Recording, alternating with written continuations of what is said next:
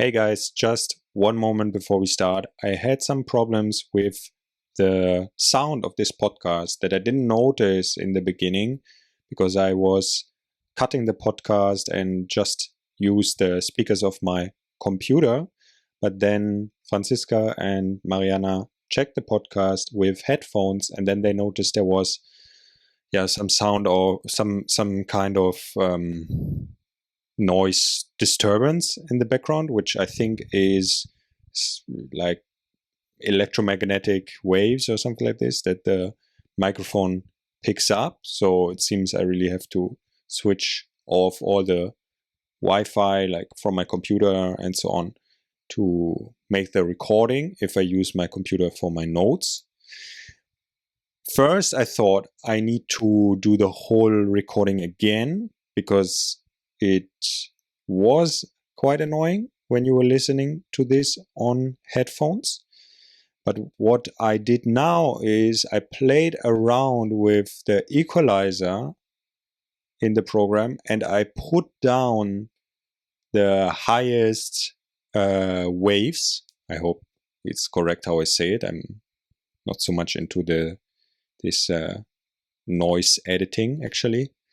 So I put them down, and that's why this podcast sounds a bit different, because I put the heights of the sound basically to 0, but this took out this weird disturbance noise. Okay, so if the podcast is still hard to listen to, if it's still annoying, or if it's weird that the heights are missing out of this podcast, then please tell me. So it's an experiment. Yeah, I took it as an opportunity to get a bit better at editing audio. Tiny bit, like it's like 1.000%. I got better. I just got a tiny bit more of understanding how to edit audio. But I think it's okay. I think you can listen to this podcast all right. Just let me know if you think it's not so good. And then I know, then I have some feedback, because at the moment I only check myself and I thought, oh yeah, it's okay. Yeah, but sometimes other people then tell you, actually, Joseph, that was a fail. So tell me if it was a fail, and now have a good time with the podcast.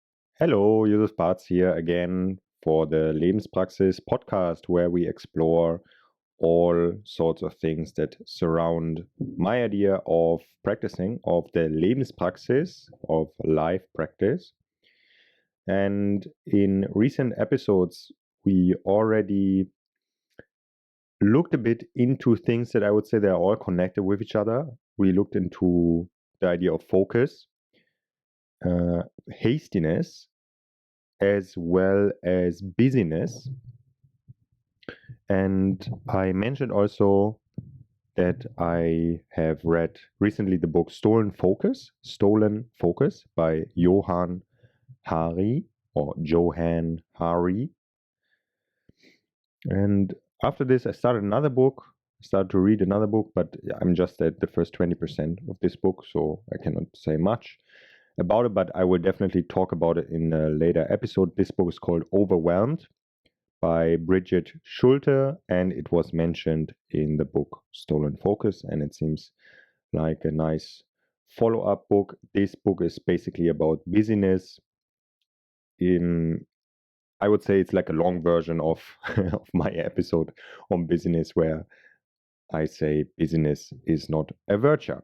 What I want to do in this episode here is I want to talk with you about sections that I marked in the book Stolen Focus. I will read some of this out to you and then tell you the context and also maybe comment on it.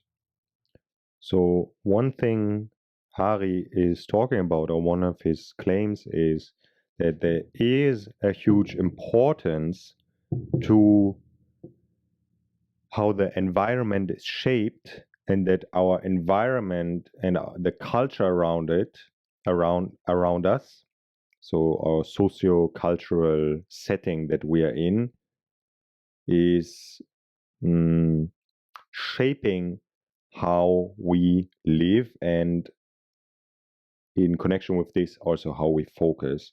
So what he is talking about, that all these ideas about reclaiming focus, about staying focused, are often very centered on the individual and not so much on the systems around it. So I will read a section here where this is the topic. Diet books ignore the fact that you live in a certain society and culture that are shaping and pushing you every day to act in certain ways. A diet doesn't change your wider environment, and it's the wider environment that is the cause of the crisis. Your diet ends, and you're still in an unhealthy environment that's pushing you to gain weight. Trying to lose weight in the environment we've built is like trying to run up an escalator that is constantly carrying you down. A few people might heroically sprint to the top, but most of us will find ourselves back at the bottom, feeling like it's our fault. If we listen to so short from me, Josef here, Nia is the author of a book called Undistractable, and he writes about Nia. I'm not sure if this is last name or first name actually, but the interesting thing about this Nia is that he has done a lot of work into persuasion. So how can companies create digital products that persuade the customer into spending more time buying? And then on the other hand, he has his book Indestructible, and Hari is also writing here about this. Let's say there seems to be some sort of ambivalence here, but a bit of a weird situation of this Nier. I haven't read this book from Indestructible, but the algorithm always tells me that it would be interesting for me. So maybe one of you has read it and wants to share with me their opinion if it's a good book. Okay, so I continue to read here. If we listen to Nier and the people like him, I fear we will respond to the rise of attention problems in the same way that we responded to the rise in weight problems. And we will end up with the same disastrous outcomes. It's not just Silicon Valley that pushes this approach. Almost all the existing books about attention problems, and I read a lot as research for this book, present them simply as individual flaws requiring individual tweaks. They're digital diet books, but diet books didn't solve the obesity crisis, and digital diet books won't solve the attention crisis. We have to understand the deeper forces at work here.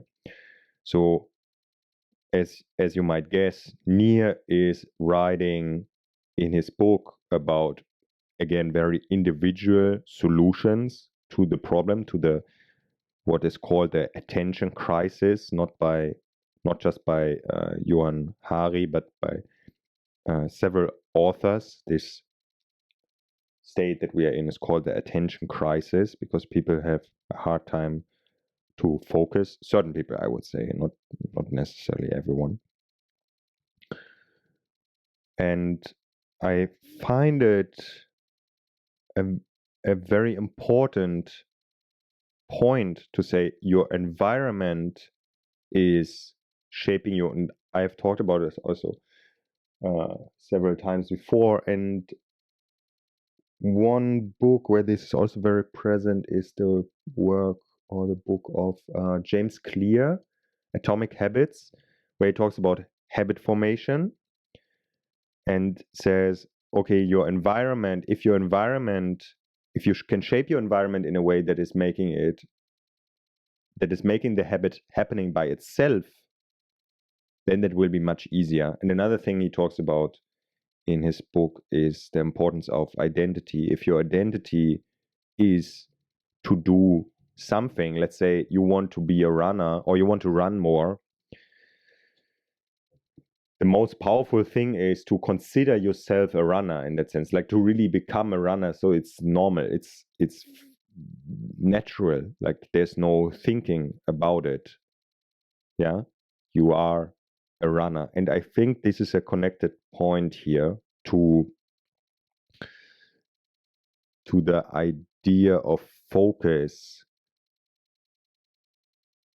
Because the thing that Hari is writing about in the book, he's addressing this book also to the people that are building things like apps or that make certain policies and so on.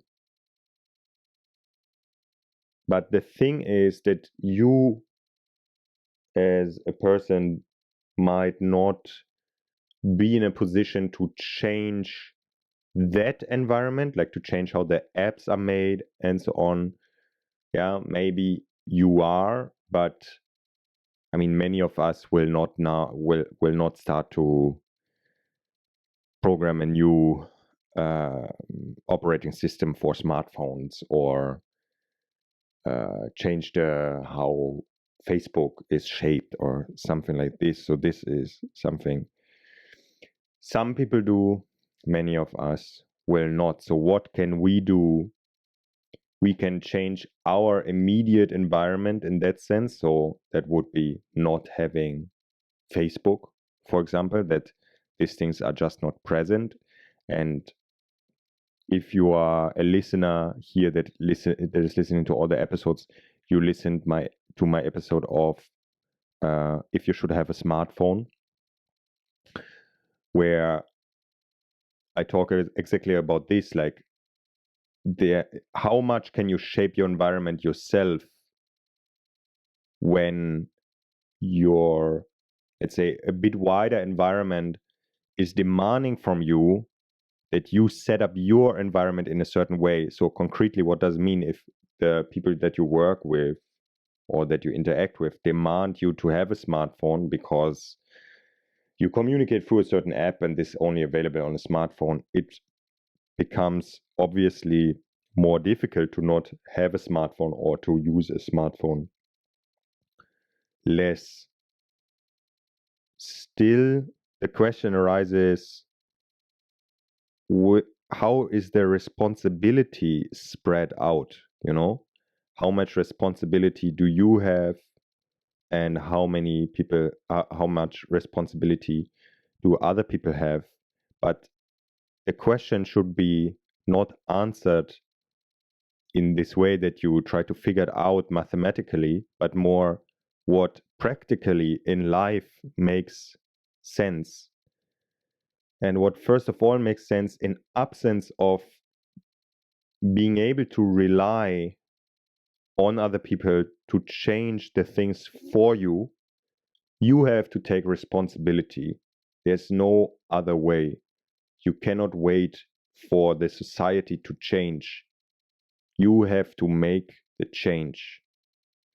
What does it mean? It can mean that you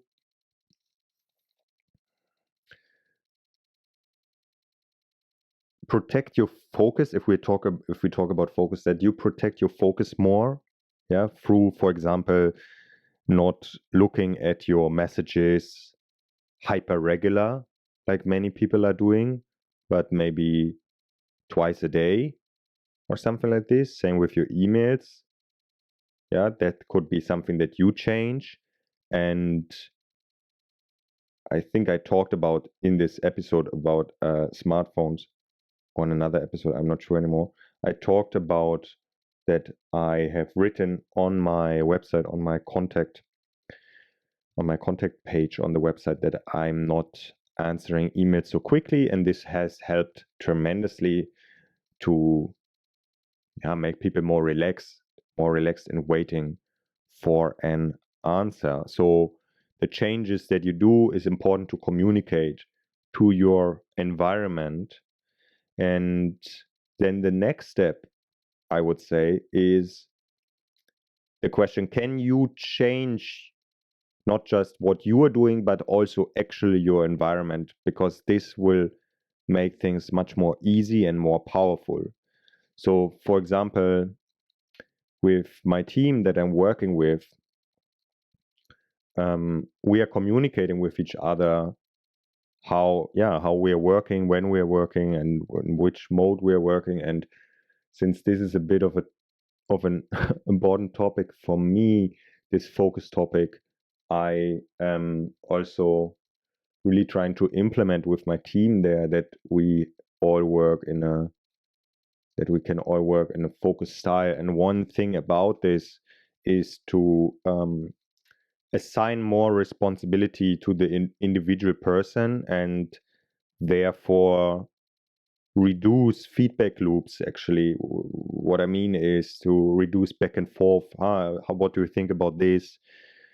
Yeah, do you think this is good? Shall we do it like this? Blah blah blah. This over communication. So my idea for my team is definitely always to train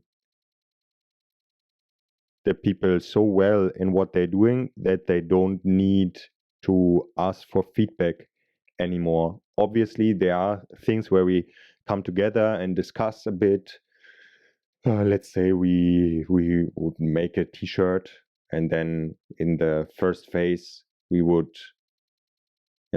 maybe I have the idea and I ask, hey, what do you think, guys? What do you think about the idea? And then there is a first yes or no vote, and from there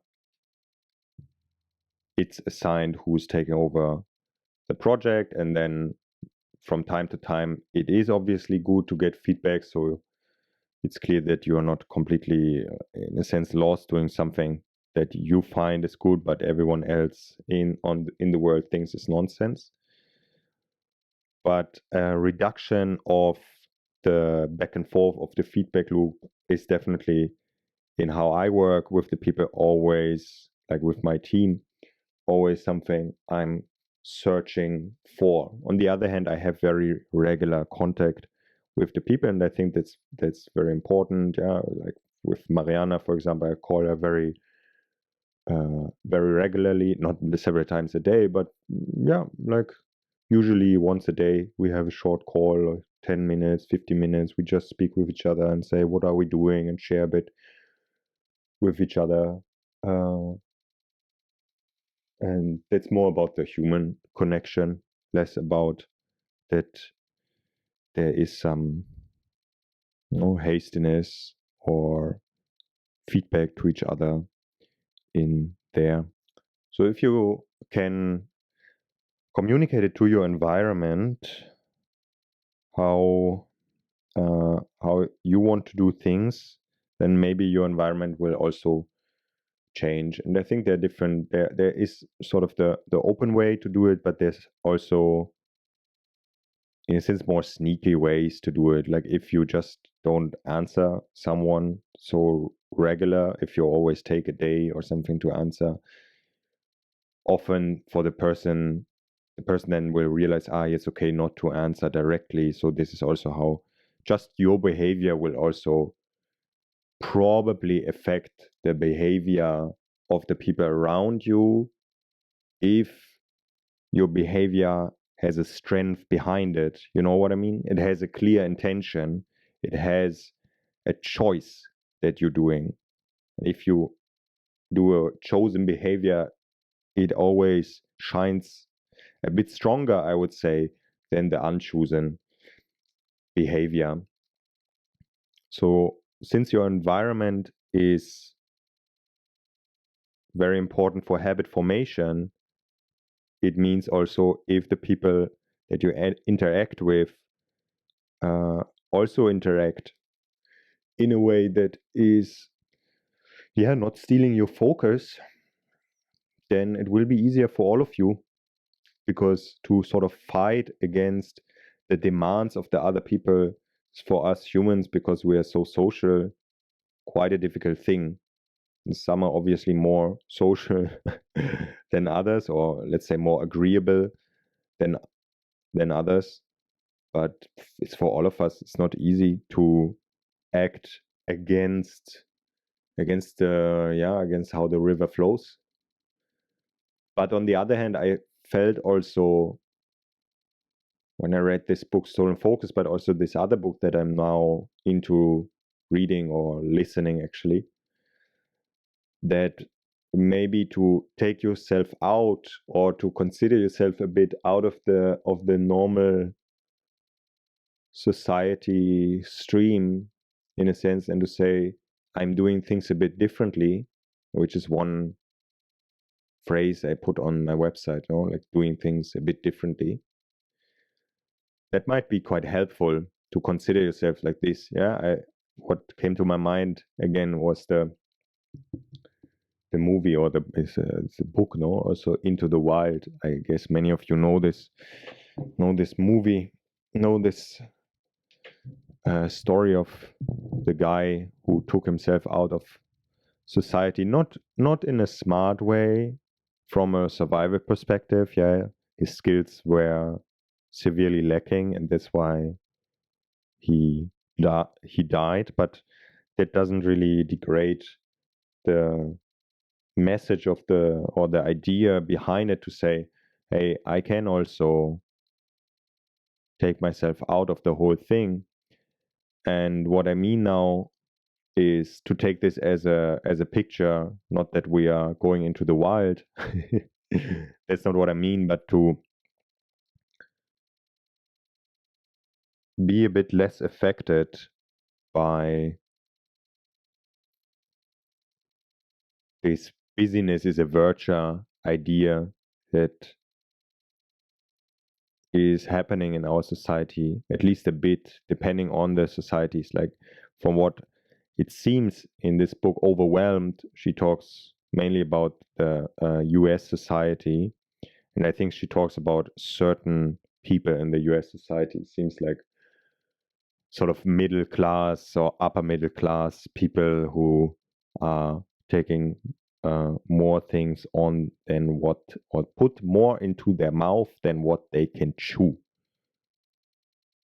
Because it's definitely far from the reality of everyone that you have too much to do. I mean, the reality of other people is that they have, in a sense, not enough to do, not enough work. So I like also the connection to the diets that Johann Hari is talking about, because indeed, isn't it that there are some societies where lots of people are overweight, and then there are other societies where few people are overweight. So it seems to have something to do also with the social cultural environment. And again, the thing is that I agree very much with Johann Hari that changing the environment, that's super important, that's crucial. And on the other hand, what can you do? Like, you have to see where can you start, where can you change the environment, where can you take responsibility, instead of waiting for policymakers in the European Parliament to ban certain food additives or something like this. Connected to this, I marked this section here. He introduces the term cruel optimism. This is when you take a really big problem with deep causes in our culture, like obesity or depression or addiction, and you offer people in upbeat language a simplistic individual solution. It sounds optimistic because you're telling them that the problem can be solved and soon, but it is in fact cruel because the solution you're offering is so limited and so blind to the deeper causes that for most people it will fail. Yeah, I found this a nice, funny remark, in the sense that this idea of cruel optimism. I mean, obviously, optimism is an important thing, no? When we talk about something like, okay, losing weight or getting out of a depression. I mean, you don't want to tell someone that wants to lose weight, that won't work. That's probably not the way. So some optimism is fundamental, I would say. But I understand what he means. What came to my mind directly when I was reading this paragraph is this uplifting affirmations. Yeah, this "you are doing great."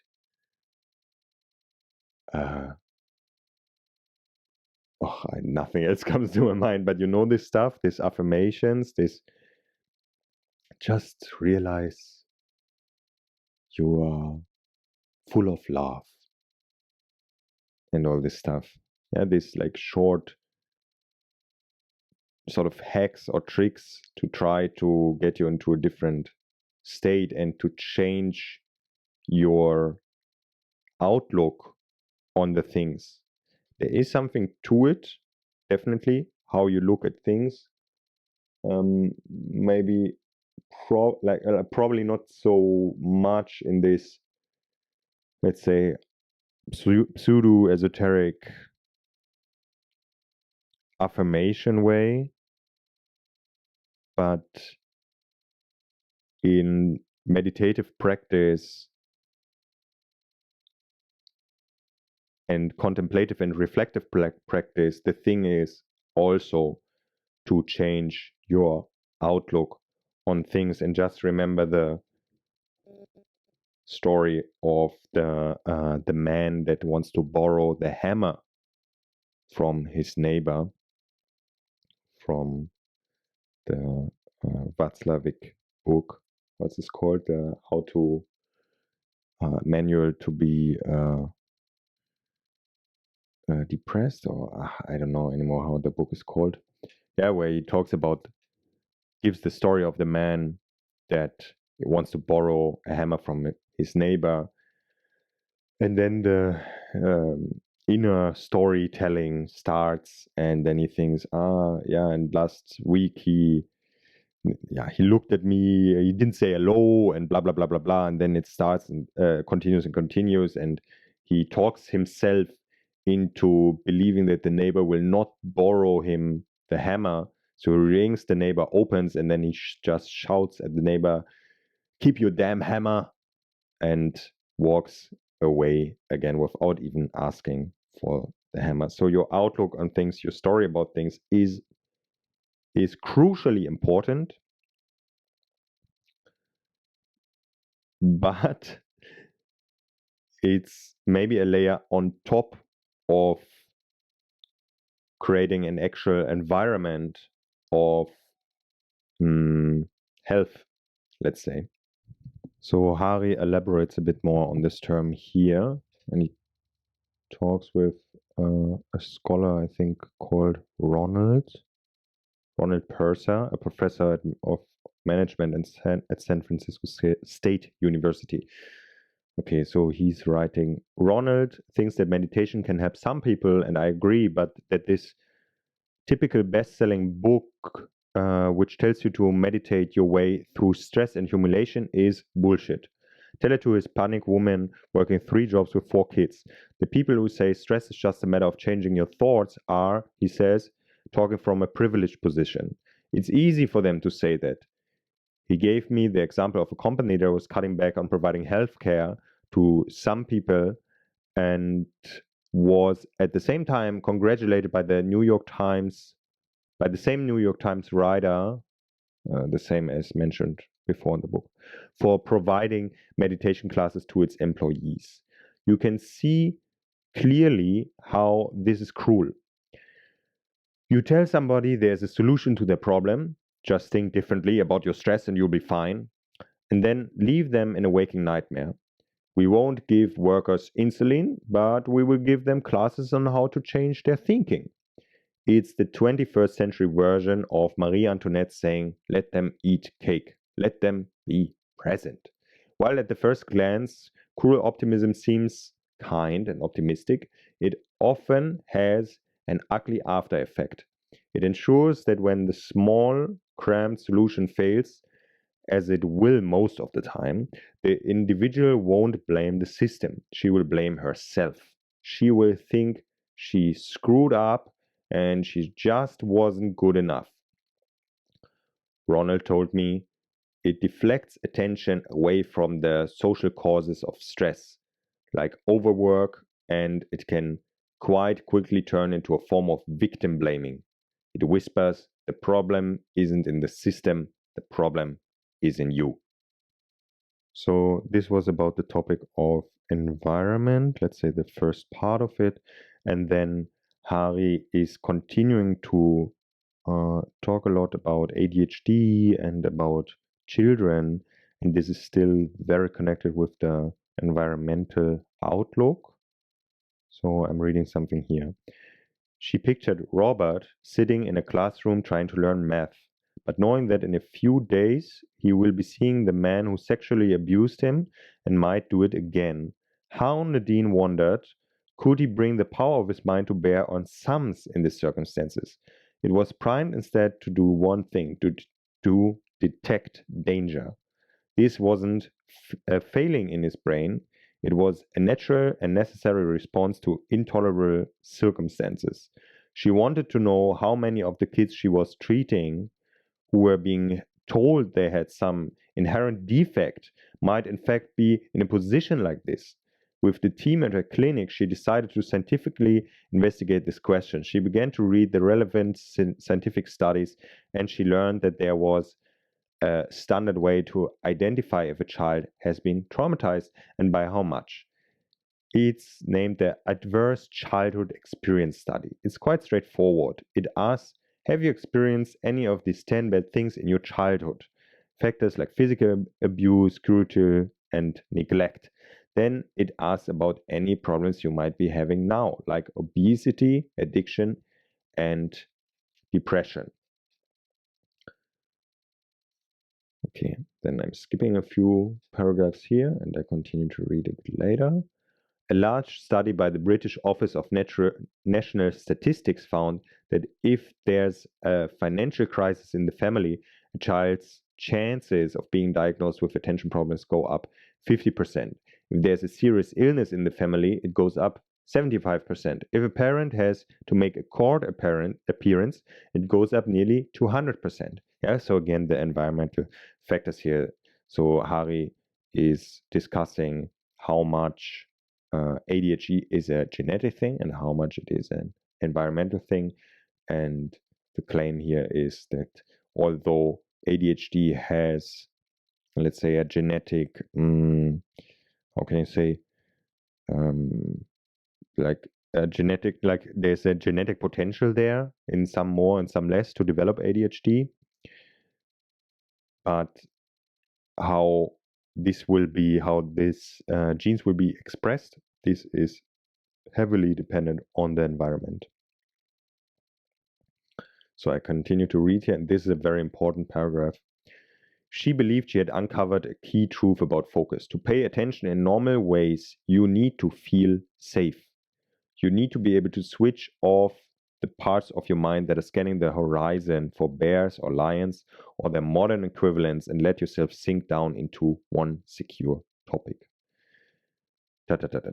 He told me that narrowing your focus is a really good strategy in a safe environment because it means you can learn things and flourish and develop. But if you are in a dangerous environment, selective attention, where you focus on just one thing, is a really dumb strategy. What you need instead is to evenly spread vigilance around your environment, looking for cues for danger. A bit like the deer, no? Like if you observe the deer that is eating a bit from the ground and always taking up the head, looking around. The deer doesn't eat like 20 minutes in focus, like it's constantly brings the head up, looks around, takes the head down again. That's the life of the vegetarian guys. of the vegetarian animal. Yeah, not that like the lion. The lion just lies around. Yeah, no one does anything against him. So he is more focused. What you can also see from how the skull is, no, how the eyes are in the skull with the carnivores is more forward, whereas the herbivores have usually a more um, peripheral vision. I hope this is true what I'm saying. It might be complete nonsense.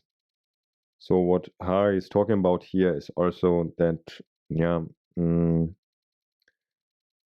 kids are diagnosed with ADHD and then they're given Ritalin, and that's it.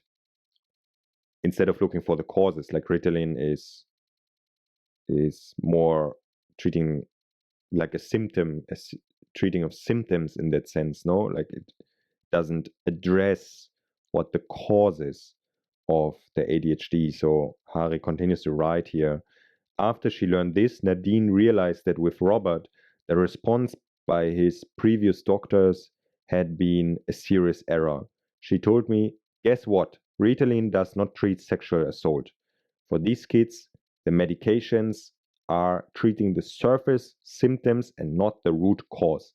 If a child is having horrific behavior, most of the time it's the child's really great way of alerting the system that something is not right. She came to believe that when children can pay attention, that's often a signal that they are under terrible stress. John, the doctor in Adelaide, who specialized in the subject told me, if you are medicating a child in this situation, you are colluding with them remaining in a violent and unacceptable situation. So, and now I read what I think was the strongest moment of the book, something that really made me stop to read for a few minutes because I found it so, yeah, how can I say, sad.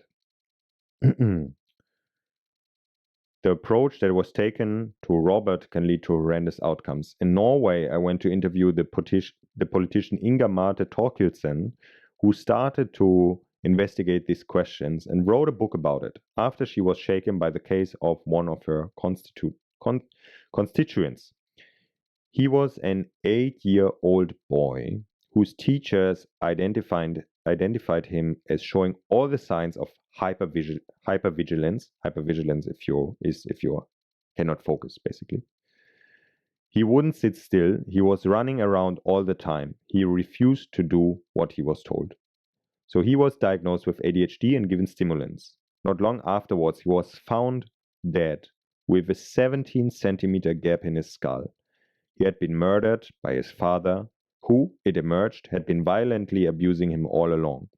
When I sat with her in Oslo, Inge told me nobody did anything because they just said, wow, he has problems with attention, blah, blah. They didn't even talk to him during the period when he was given medication. It's very important for me to read out this paragraph because maybe you, as the listener, are living in environments where children with ADHD are present, or maybe there are some teachers or nursery teachers listening here, and maybe it makes someone a bit more aware of what the reasons for ADHD can be, and that there are these environmental reasons which at the worst can actually lead to something like this if they are not addressed by the environment, which is then you. And continuing with this environmental outlook, then Hari is going to talk about animals, and this struck me also because I was never aware that actually animals can be also are also diagnosed with ADHD or with being hyperactive, and that animals also get all sorts of medication. So he's talking about dogs that get Ritalin. He's talking about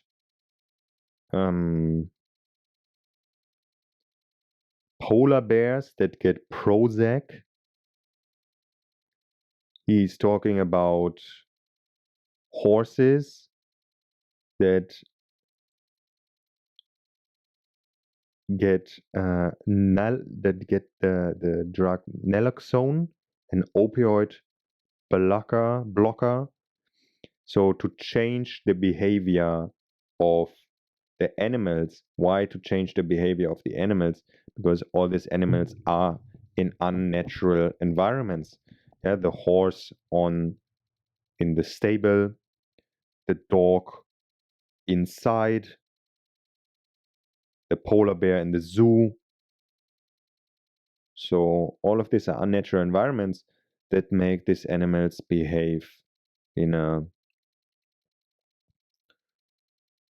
bizarre way. Yeah, hurting themselves, hurting the environment. And then it's the same thing. Instead of changing the environment, you give these animals drugs so they behave in a way that the humans like it more, actually. Okay, so as I read before, the claim is that if you're in a stressful environment, then it's very hard to focus because you basically scan the horizon for lions. And then the claim here is that in the development of the child, it can be an important factor to can be an important factor if a child develops attention problems or not. So I'm reading a paragraph here. By the time the kids were 3.5, the scientists started to make predictions about which of them would develop ADHD. They wanted to see which factors made it more likely. Alan was startled by what they found.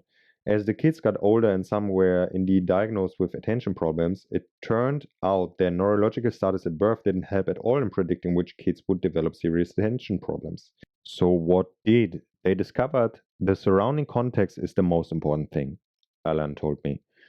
And a crucial factor was the amount of chaos in the environment. If a child is raised in an environment where there is a lot of stress, they are significantly more likely to then develop attention problems and be diagnosed with ADHD. It turns out that the elevated levels of stress in their parents' lives usually came first. He told me you could see it unfolding. So if you as a parent are stressed, the likelihood that your child is developing ADHD will be increased. Take care of yourself. That was added by me. Then he continues after a few sentences that I will skip now. He explained that when you are very young, if you get upset or angry, you need an adult to soothe you and calm you down. Over time, as you grow up, if you are soothed enough, you learn to soothe yourself. You internalize the reassurance and relaxation your family gave to you. But stressed out parents, through no fault of their own, find it harder to soothe their children because they are so amped up themselves. That means that their children don't learn how to calm and center themselves in the same way. Their kids are, as a result, more likely to respond to difficult situations by getting angry or distressed, feelings that wreck their focus. To give an extreme example, he said to me, you try being evicted from your apartment and then giving your child all the soothing she needs that night. He added, it's not just poverty that causes this. Middle class parents struggle with stress too. He told me many parents are currently overwhelmed with their life circumstances, such that they cannot provide a stable and calm and supportive environment for their children. And this is exactly what Bridget, what's her name again? Bridget Schulte is talking about in this book, Overwhelmed. Again, I have only read the first 20% of this book, but she's talking much more about middle class parents, not about the poor, but that in middle class parents have also like a huge amount of stress because the society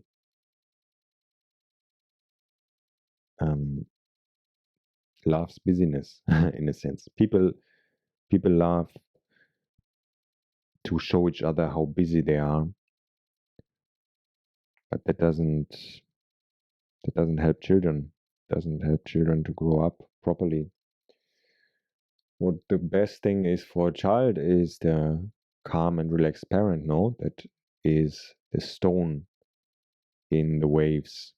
A few pages later, then Hari talks about an experiment in letting kids of an, I think, elementary school, of an elementary school classroom freely play instead of having a guided class. Yeah, so they put toys into the room and Lego and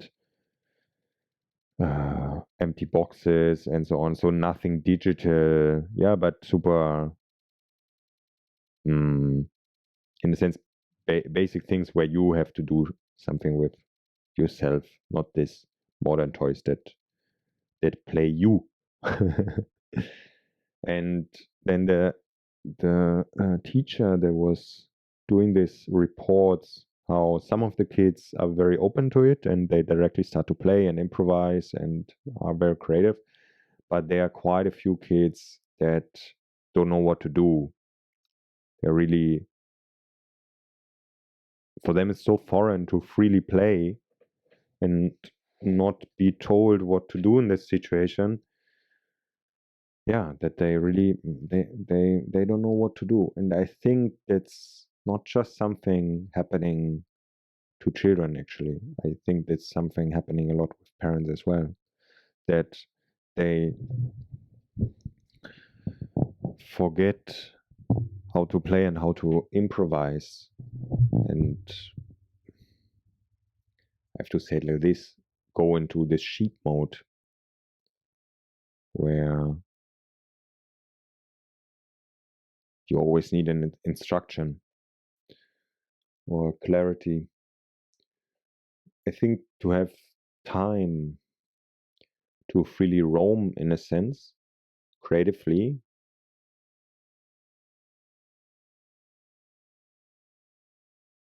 that's something. That's something to have this time. And not about achievement,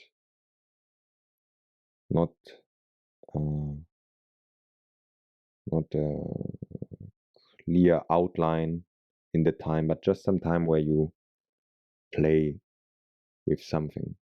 It can be in an, let's say, adult way. If you're an adult, like, okay, I make some art, I create something,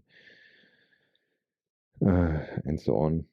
Yeah, but it's interesting, no, to hear that about children, and it goes very much into my, I would say, disgust about normal schools.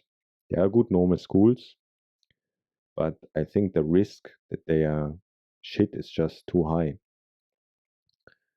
because there are concepts that are just much better, like Montessori, for example, where the kid is given the space to use their intrinsic energy and motivation, and these are completely different kids, you know.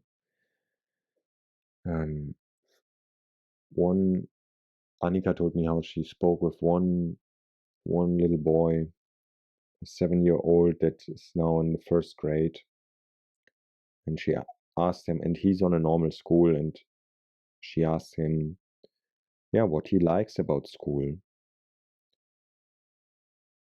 and he was thinking for a moment, and he said nothing. There's nothing he likes about school. In the first grade, yeah. That's the state. That's the state of the conventional schools. And that's why I think these conventional normal schools, there needs to be a massive change about how the human being is seen there, how the child is seen there. I think there's something immensely wrong about this. If a happy child from a happy family, from a family that is where there's everything he needs, where he has everything he needs, like really wonderful family comes into school and then says, there's nothing here I like. That's terrible. That's terrible. And that's not the only child that is saying this. This is not uncommon. Okay, wrapping it up. Hari also states some